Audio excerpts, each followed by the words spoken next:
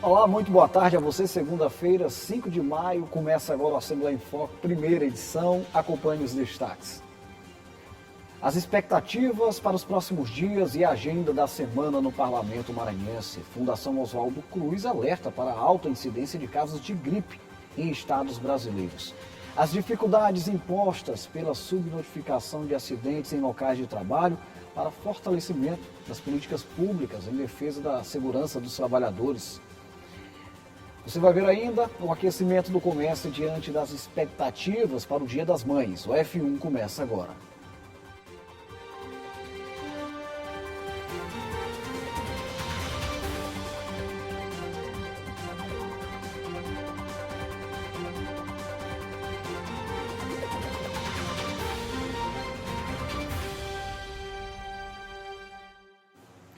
Mais uma semana de muito trabalho começando na Assembleia Legislativa do Estado do Maranhão, e aí a gente já traz no início do F1 a repórter Milena Dutra, que tem as informações sobre a agenda, sobre as expectativas na Casa do Povo. Ô Milena, é com você, muito boa tarde. Olá, boa tarde, Ronald. Estamos de volta, desta vez na primeira edição do Assembleia em Foco, trazendo o que será destaque nesta semana aqui na Assembleia Legislativa. Semana apenas começando, amanhã 9h30, sessão plenária, de terça a quinta vão acontecer as sessões, também reuniões das comissões parlamentares, amanhã CCJ, na quarta Comissão de Saúde, Comissão de Educação, e estão previstas para quinta-feira 2 sessões solenes, umas 11 horas para a entrega do título de cidadão maranhense a Maria José Rego de Carvalho, a pedido do deputado Davi Brandão, e umas 15 horas, sessão solene em homenagem aos 20 anos do Fórum da Juventude de São João Batista, a pedido do deputado Júlio Mendonça. São agendas previstas, mas aí a semana segue, as atividades podem acontecer e a gente segue acompanhando tudo para trazer para os nossos telespectadores, internautas e ouvintes os destaques aqui do Parlamento Estadual. Sessão plenária ordinária, a primeira da semana, amanhã, a partir das 9h30 da manhã, com transmissão ao vivo, como sempre, aqui pela TV Assembleia, pela cobertura dos nossos canais de comunicação. Eu volto com você, Ronald.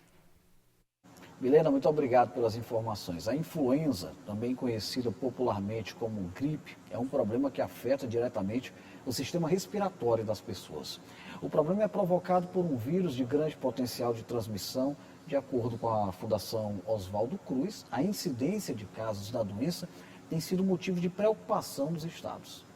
A Fundação Oswaldo Cruz tem divulgado boletins sobre os casos de síndrome respiratória aguda grave no Brasil, com alertas para algumas regiões.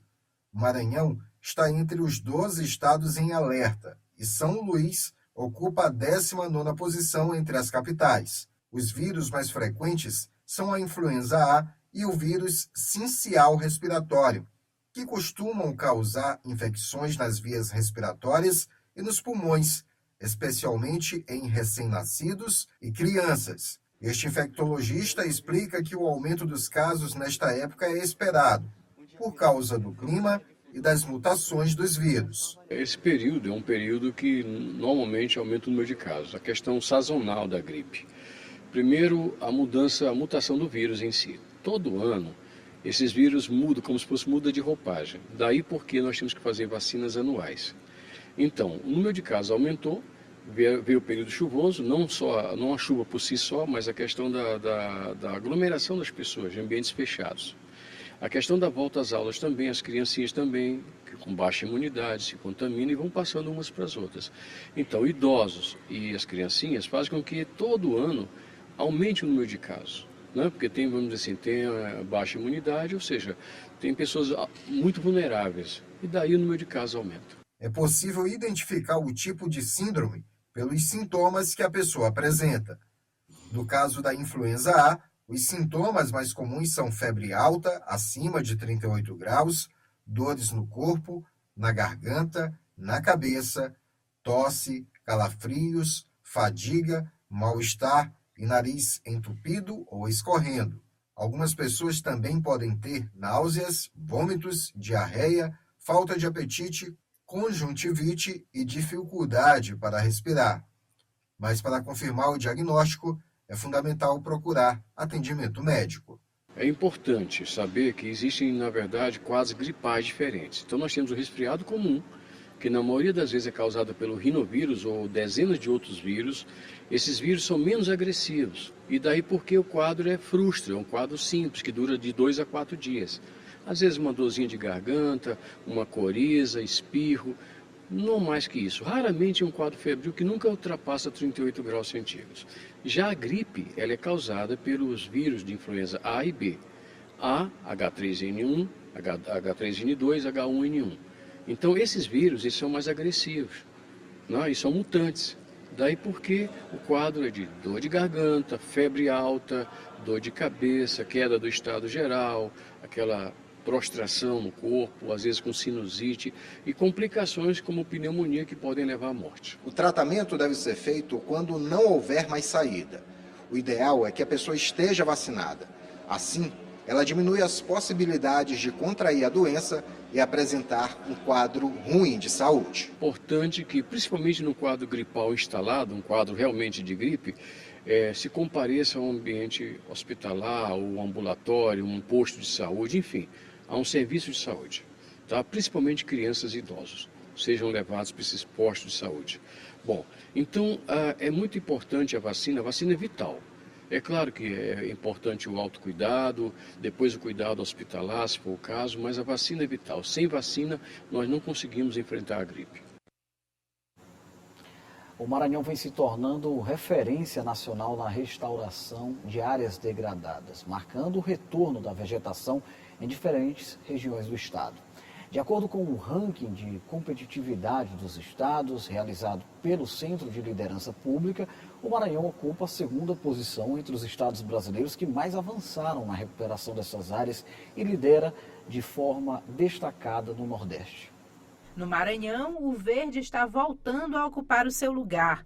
Com políticas ambientais mais eficientes, o estado alcançou destaque nacional na recuperação de áreas degradadas. De acordo com o ranking de competitividade dos estados, elaborado pelo Centro de Liderança Pública, o Maranhão aparece como o segundo estado brasileiro que mais recuperou áreas degradadas. No Nordeste, lidera isoladamente. O segundo lugar foi um número muito positivo que a gente teve. O Maranhão entra numa série histórica de avanço na pauta ambiental. Então, tudo isso começou com um decreto do governador Brandão em 2003, chamado decreto que criou o Programa de Regularização Ambiental. Então, a gente está aliando tanto a recuperação de áreas degradadas feita pelo Estado, quanto a recuperação de áreas degradadas feita pelos produtores rurais. Então, a gente está aliando o público e o privado em prol do meio ambiente, e isso fez com que a gente ficasse em segundo lugar no Brasil aí, na recuperação de áreas degradadas. Mostra que a gente está valorizando o nosso solo, valorizando a fauna e valorizando a nossa floresta. O levantamento considera informações do MAP Biomas e do IBGE e avalia a proporção do território estadual que voltou a ter cobertura vegetal nativa. Por aqui, o índice alcançado foi de 0,51%, o segundo melhor desempenho do país. Principalmente o Programa Floresta Viva Maranhão. O Programa Floresta Viva Maranhão que traz é o maior programa do Estado em recuperação de áreas degradadas. Então ele trouxe toda essa dinâmica de recuperação, né, público e privado. Mas a gente também tem um programa Maranhão Sem Queimadas que faz o combate efetivo aos incêndios florestais. Isso simplifica Maranhão, faz a regularização dos produtores, onde a gente mostra esse passivo ambiental. Então tudo isso faz parte de uma estratégia bem definida de priorizar a pauta ambiental. No próximo bloco, está começando hoje a 7ª edição dos Direitos Humanos. A campanha é promovida pelo governo do estado. E mais, subnotificação de acidentes em locais de trabalho dificulta o fortalecimento e a criação de novas políticas públicas que visam a segurança para os trabalhadores. A gente volta já explicando mais.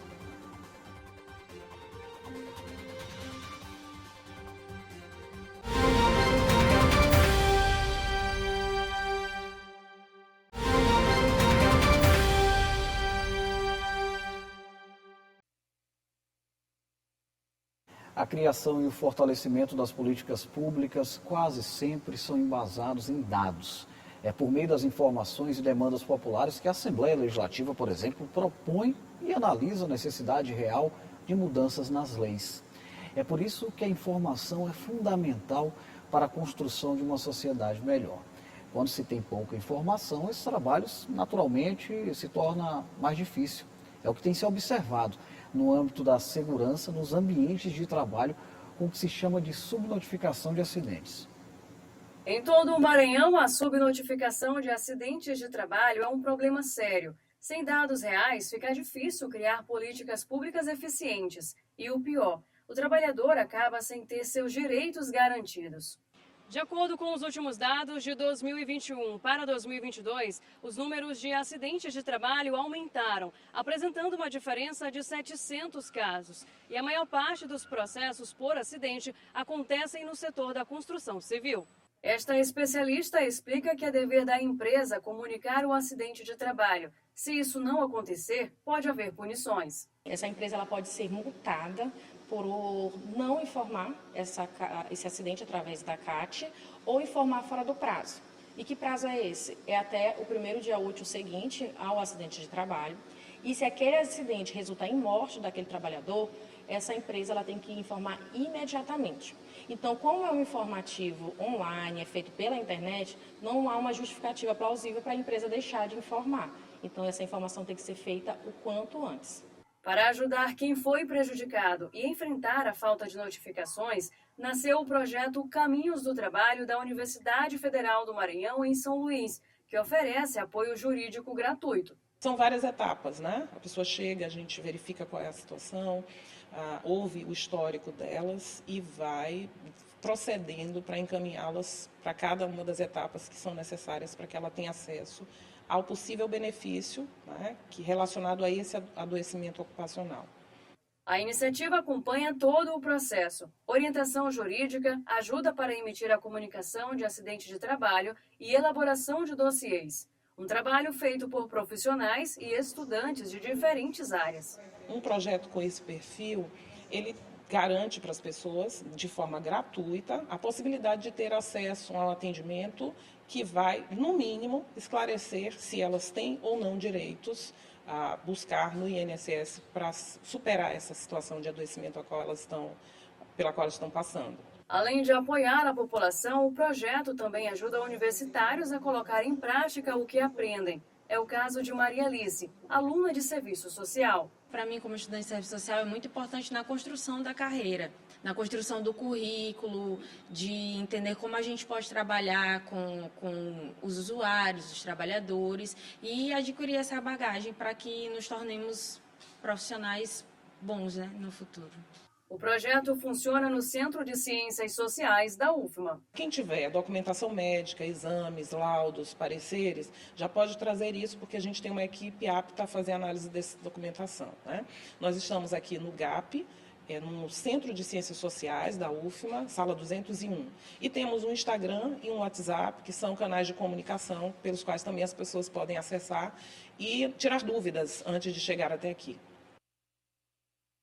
Agora a gente traz a Paula Torres com as expectativas para o clima no interior do Maranhão, também na região metropolitana de São Luís. A previsão do tempo, acompanhe.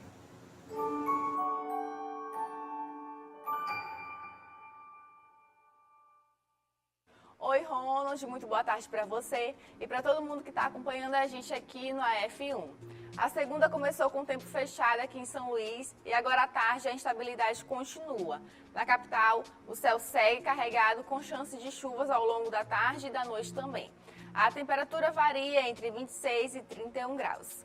Lá em Mirador, no sul do estado, o tempo abriu um pouco mais. Amanhã foi de chuva leve, mas agora à tarde o sol aparece entre nuvens e a temperatura chega aos 33 graus, com a mínima de 22. Já em Magalhães de Almeida, o tempo está bem diferente daqui da capital. Por lá, o dia segue firme, com bastante sol e céu limpo no fim do dia. Os termômetros variam entre 24 e 33 graus. Se estiver com planos para sair no fim da tarde, vale dar aquela conferida no tempo aí na sua cidade. Eu volto com você, Ronald.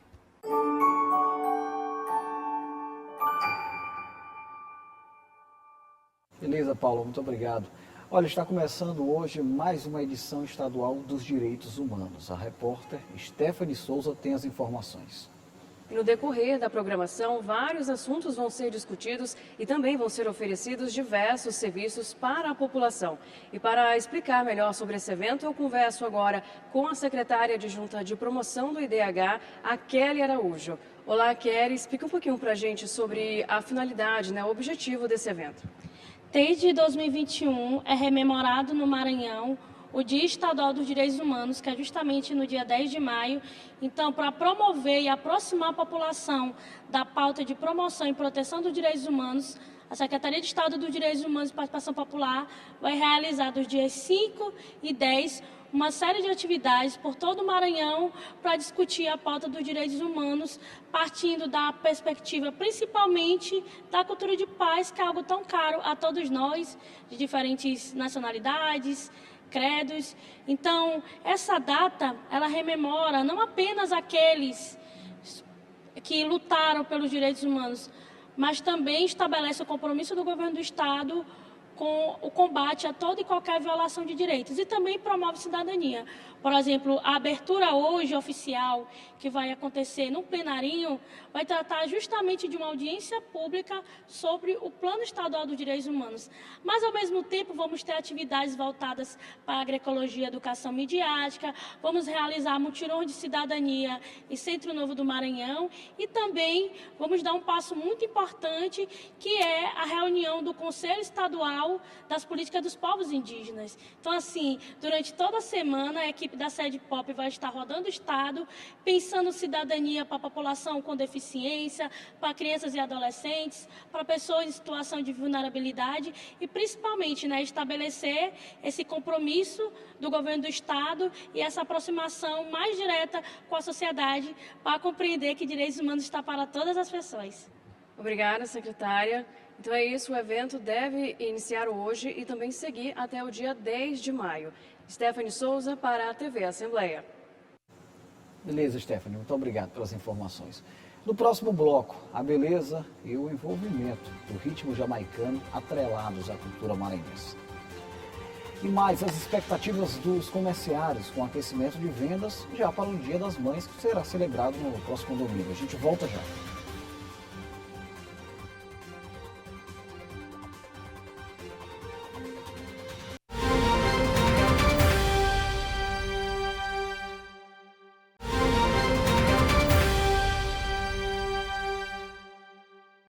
O segundo domingo de maio se aproxima e, claro, a gente sabe que essa é uma das datas mais esperadas, não apenas para as mamães, mas também para o comércio.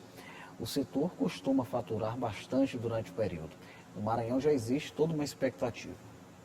As lojas do maior centro comercial de São Luís já estão preparadas para as vendas em celebração a uma das maiores comemorações do ano, o Dia das Mães. E tem uma variedade de produtos e preços. O que não pode faltar é o presente da mamãe. Eu compro antecipado, tudinho, bem antecipado, para elas não ficarem sem o presente. De acordo com a pesquisa de intenção de compras feita pela Federação do Comércio para este período, o valor médio dos presentes subiu de R$ 273 para R$ 291, um aumento de 6,6%. Com isso, a expectativa é que o comércio da capital movimente aproximadamente R$ 141 milhões neste Dia das Mães, em crescimento nominal de 4,6% em relação ao ano passado. A pesquisa que a Federação do Comércio realizou mostrou um cenário de bastante cautela do consumidor para o Dia das Mães. Se por um lado esse consumidor diminuiu a intenção de consumo, foi uma queda acentuada, superior a 8%, mas daqueles que vão ao mercado comprar produtos, houve uma intenção de gasto de 6,6%, o que acabou compensando aí o faturamento total da data.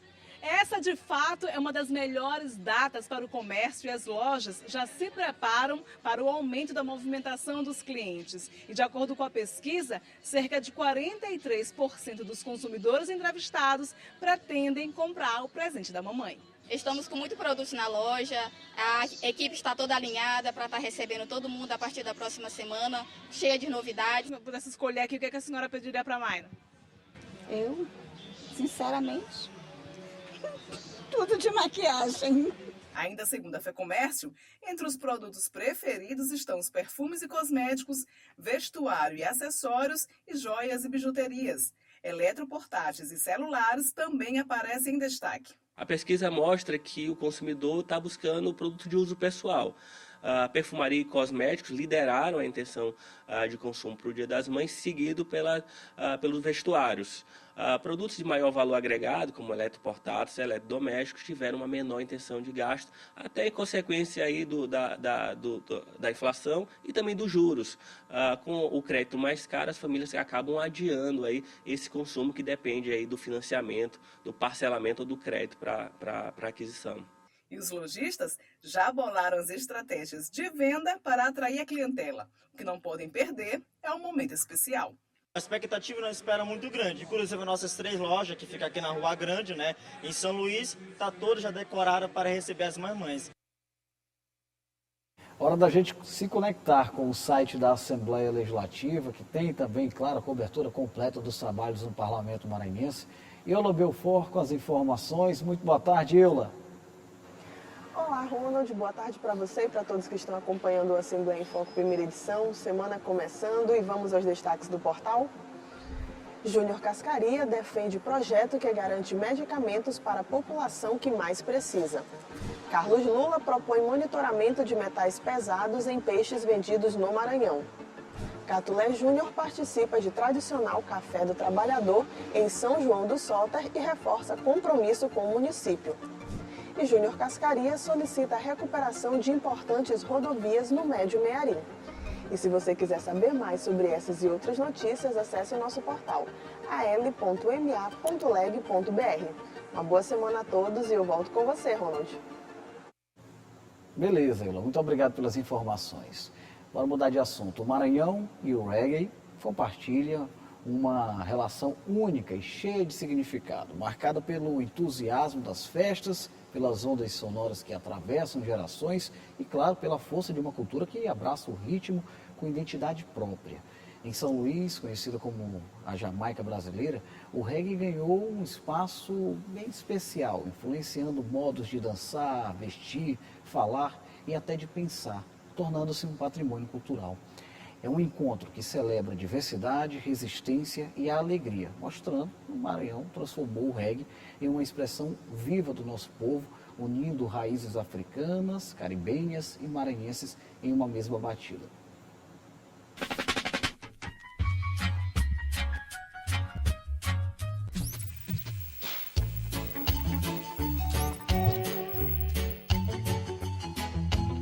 Da Jamaica para o mundo. O ritmo de batida suave conquistou os maranhenses de um jeito especial.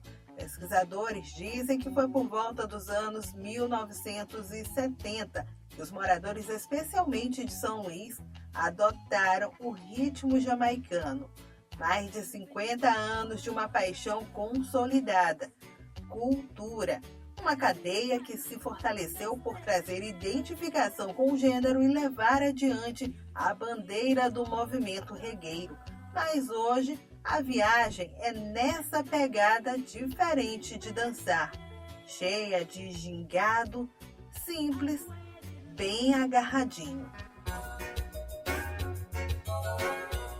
Não é à toa que o reggae se tornou um fenômeno e é esse jeito gostoso, agarradinho de dançar que se tornou uma característica marcante do reggae em São Luís, fazendo com que fosse conhecida como a capital brasileira do reggae. Vou pedir licença, professor Dadai Brandão, professor. Esse jeito agarradinho é inconfundível. A gente está falando de reggae e é a principal característica do reggae aqui no Maranhão. Isso.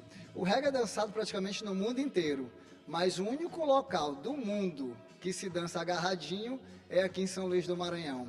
Nós desenvolvemos essa tendência, acho que é porque nós gostamos muito de calor humano, né? De abraço. E a gente uniu o quê? Uma música super gostosa, agradável, ao fato de abraçar. Então você dança o tempo inteiro juntinho, é uma coisa que realmente só existe aqui na Ilha do Amor. E aí, para dançar agarradinho, é só chegar, sentir a vibe, mas tem alguma técnica, a gente consegue aprender isso, né? Praticando um pouquinho mais. Sim. Você consegue aprender indo para as festas. Lógico que se você procurar uma escola, um professor, o aprendizado ele se torna um pouquinho mais rápido, né? E a técnica fica um pouquinho mais apurada. Mas o reggae é uma dança muito popular, que vem do gueto. Então, você não precisa necessariamente ter técnica apurada. Não, se você gosta muito de reggae e começa a frequentar as festas de reggae em São Luís, automaticamente isso vai entrar para o seu corpo. E até porque você, quando vai para festas, vai dançar com pessoas que já sabem dançar um pouquinho. Então você acaba absorvendo com aquele contato corporal, que é muito coladinho, o seu corpo acaba absorvendo. Então é uma questão de treinar, ir para a festa e gostar de reggae, lógico. Uma pausa, porque antes de aprender a base das marcações, deixei para quem entende de dança, o professor Dadai e a professora Juliana dançaram soltos.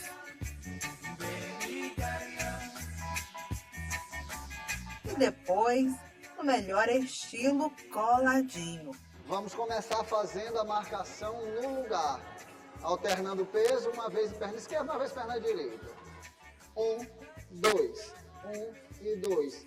E esse mesmo movimento pode ser feito mudando de direção aos poucos, ó. Vai virando, posso virar para a direita, posso virar para a esquerda. Aí sim, tudo pronto. Minha hora de sentir o ritmo e me jogar nessa aula de reggae.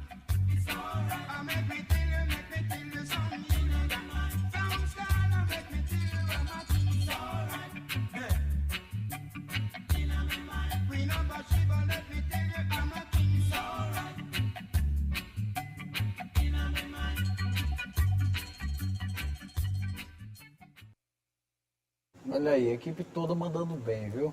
A Assembleia em Foco, primeira edição, vai encerrando por aqui. Muito obrigado pela sua companhia. Uma ótima semana para você e a gente se reencontra aqui na programação da TV Assembleia.